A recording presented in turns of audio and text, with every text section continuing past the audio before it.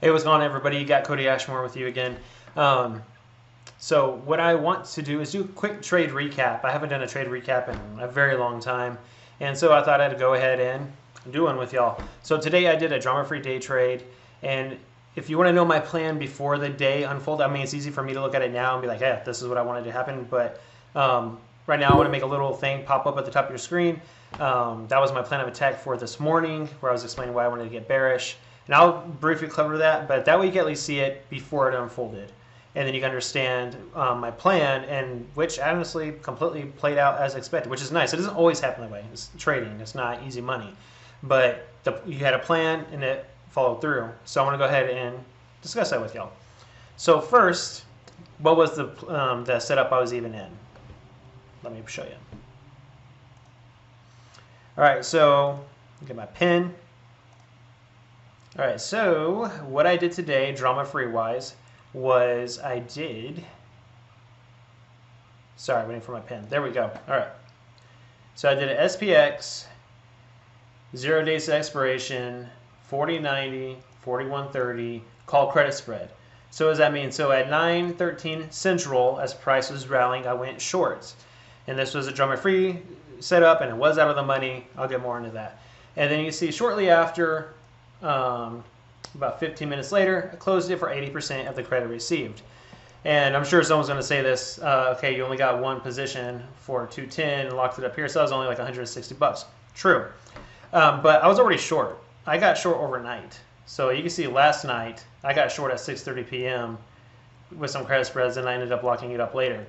So the point is I was already short. I'm not going to go doubling up on it because I was already in position. I was already in way before the day trade.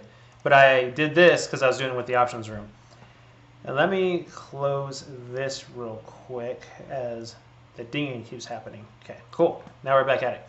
So like I said, we'll go 9:13. I got short the 40.90 calls. And we'll break that down. So big picture. Me, the way I like to do these trades, if you're unaware, if you've seen my plan of attacks, you probably already know this. I like to forecast what I think the next day candle is going to be. So as price kept on rallying up, right, kept on coming up into this HBA level. This HBA level I got from here, and all I do is highlight it out with a box. I just created a video about this over the weekend. I get lots of questions on this. Once again, I'll make that pop up at the top of your screen right now. And then you can click that and watch that video later at the end of this if you're interested in getting your volume profile up like mine.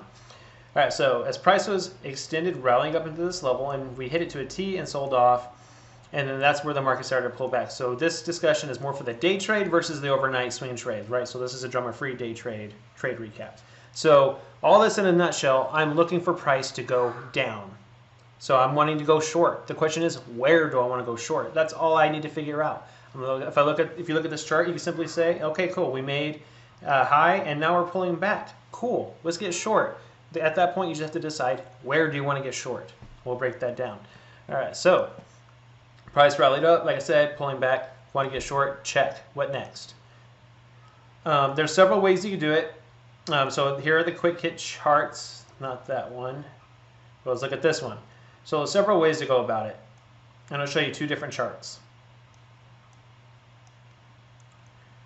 So it's all about levels when it comes to quick hits, regardless of if you're doing it at the money, out of the money, where you're engaging your position. To me, I think is the most important thing for your success.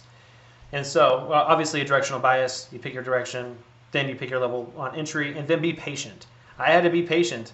As I was doing this live in front of a few thousand people, well, I say a few thousand, that's probably 1,300, 1,200, maybe 1,000 people, something like that. Price was pushing up. As price was rallying, I said, I'm going to get short. I stuck to my guns. I was like, I want to get short once we get to this level. And it spiked up there. Then we got our signal, and then we took it. So why this level up here? The reason I was looking at this level that I made orange, I'm going to pull up my HBA charts or volume profile charts. At the time, it has changed as the day progresses. So if you're unaware what you're looking at, right here I have my monthly volume profile, my weekly, and my daily. Okay. At the time of entry, point of control was all the way up here. All right, so all the way at the top. That's why I grayed out right here.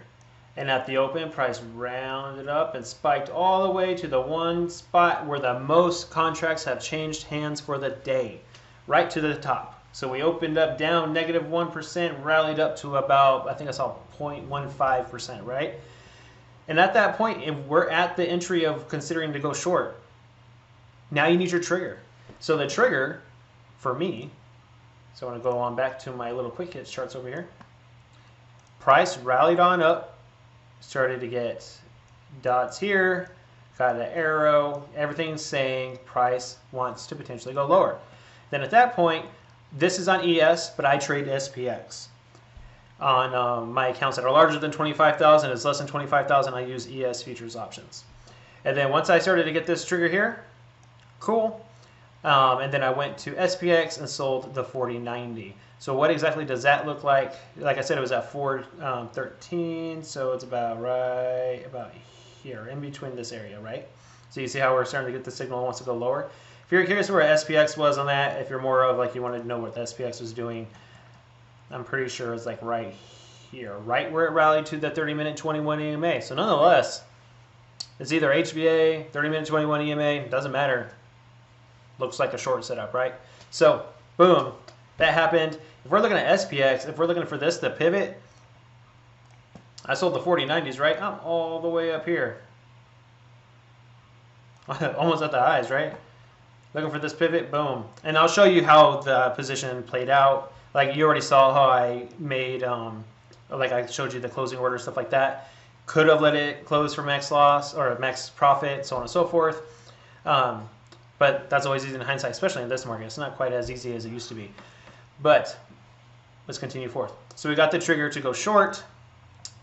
Like I said, sold the 4090, got the rotations, and now what happened? Like, how did it play out? Obviously, you could look at it and just see what happened.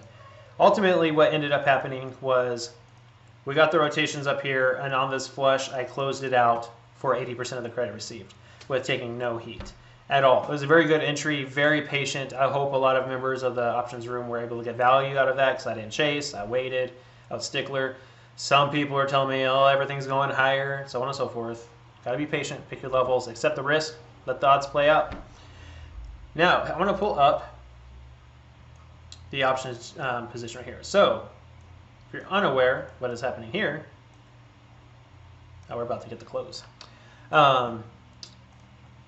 So up here is SPX, obviously, on a 5-minute chart. Down here is my position. I told you I was short the 4090 along the 4130. And I got long, right, at 913, which is what I have labeled out right here, boom, for 210. Right when I entered the position, I always immediately put my stop in. My stop is always 3 times the credit received. And I cover more of this in the drama-free day trading class. There's a whole method to it based on account size and everything. But entered it for $2.10 for my profit, right? My credit, my stop is up here for 630, and my profit target is about 80%. And you can see just whenever I entered roughly here, and then we got the flush down, it quickly sucked the premium out. Now today's a little bit of a different story. Yes, we got the quick move down, so we got in here, and then you can see how I have the charts labeled with the crosshairs. So you see if I got in here, what the SPX looked like, right? And then I'll move it on down lower, and then when did I hit 80%? A little bit more, about right here. Bam. Actually, you know what? Let's just see. When did I close it? 9:30. We'll call it 9:39. So let's move it on over. So right here, as we dip lower. And why am I showing this? So you can see where price was when I closed it. About there. Bam. Right there. So you didn't need a ginormous move, right, to get all the premium sucked out of it. So that just shows you how, we'll say, forgiving this type of trading is. So, yeah, that's pretty much it. Identified a level to take entry, which was up here.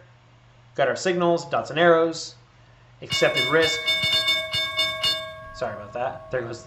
The market is now closed. Accepted the risk, and then you just let it work. I immediately pressed my stop and let it work. And you just see how it played out. Drama free, got in, got out. And then the point of this whole trading strategy is not to worry about what happens overnight, not to worry about scanning. Come in, you accept the risk, you place a high probability trade, and let it work. Let it all play out. So that is it But yeah, if you have any questions, by all means, write them in the comment section. If you can't tell, I try to answer every single one of them. I hope you find this beneficial to you. And yeah, good luck with the FOMC statement today. And then I'm going to try making these recaps a little bit more common, like I used to. I'm planning on doing these trades a lot more often than I used to. I've kind of been going back and forth. But I'm aiming on doing more trade recaps every day. So stay tuned for that. If you're new here and you like the video, like it, subscribe, you know the whole shindig. And other than that, I'll see y'all again tomorrow. Take care.